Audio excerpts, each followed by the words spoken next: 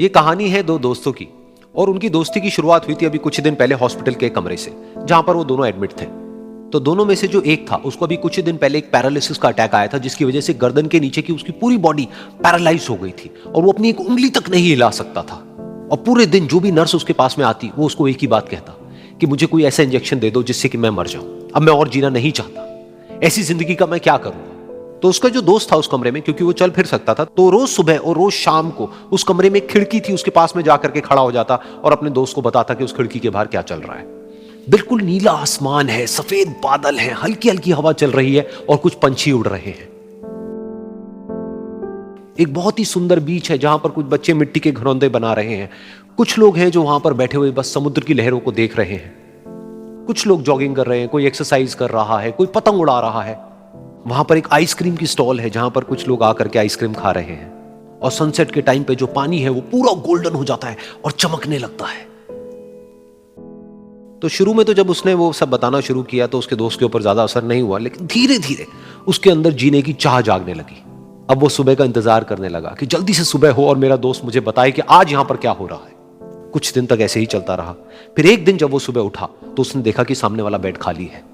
फिर उसने नर्स को बुलाया और उससे पूछा कि क्या वो डिस्चार्ज हो गया है। तो नर्स ने कहा कि आपको तो उन्होंने बताया होगा, उनके पास कुछ ही दिन बाकी थे और कल रात को ही उनकी डेथ हो गई है। ये सुन करके उसके अंदर की उम्मीद पूरी तरह से टूट गई, क्योंकि सिर्फ उसका दोस्त ही था जिसने उसको बाहर की दुनिया से जोड़ा हुआ था, जिसकी वजह से वो जान पाता था कि बाहर क्या हो रहा है और ये दुनिया कितनी खूबसूरत है। तो कुछ दिन तक तो वो रोता रहा और उसने जीने की चाह छोड़ दी। लेकिन दूसरी ही तरफ से उसके अंदर कहीं ना कहीं एक नई चाह पैदा हुई कि काश मरने से पहले एक बार मैं खुद अपनी आंखों से देखूं इस खिड़की के बाहर कि दुनिया कैसी है। जैसे जैसे उसकी ये चाह बढ़ने लगी, उसको अपने अंदर एक अजीब सी एनर्जी महसूस होने लगी। और फिर एक दिन उसने अपनी पूरी ताकत लगा दी और किसी तरीके से वो बेड से नीचे गिरा और पकड़ पकड़ करके किसी तरह से उस खिड़की तक पहुंचा। फिर उस खिड़की को पकड़ करके वो खड़ा हुआ और खिड़की के बाहर देख लिया। लेकिन खिड़की के बाहर देखते ही वो गुस्से से भर गया। उसने जोर से नर्स को आवाज लगाई और जैसे ही नर्स आई उसने नर्स से पूछा, ये तुमने क्या किया, ये खिड़की के बाहर काली दीवार क्यों खड़ी कर दी। तो नर्स को समझ नहीं आया वो क्या बोल रहा है और वो बोली कि मुझे 5 साल हो गए हैं यहां पर, जब से मैं आई हूं तब से तो ये काली दीवार यहां पर है।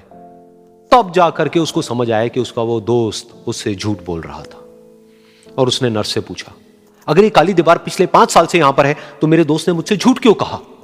तो नर्स थोड़ा सा मुस्कुराई और बोली कि मैं ये तो नहीं जानती कि उन्होंने आपसे झूठ क्यों कहा, लेकिन मैं इतना जरूर जानती हूं कि जो भी कुछ उन्होंने आपसे कहा उसी वजह से आप अभी अपने पैरों पर खड़े हैं। तो इस कहानी से हमको यह सीखने को मिलता है कि जो हमारे शब्द हैं, जो हमारे वर्ड्स हैं, जो हम अपने मुंह से बाहर निकालते हैं, उसमें इतनी पावर है जिसकी कोई हद नहीं है। वो किसी आदमी को गिरा भी सकते हैं और उसको उठा भी सकते हैं। तो अब आपके ऊपर है कि आप अपनी इस पावर को यूज करते हो या मिस यूज करते हो।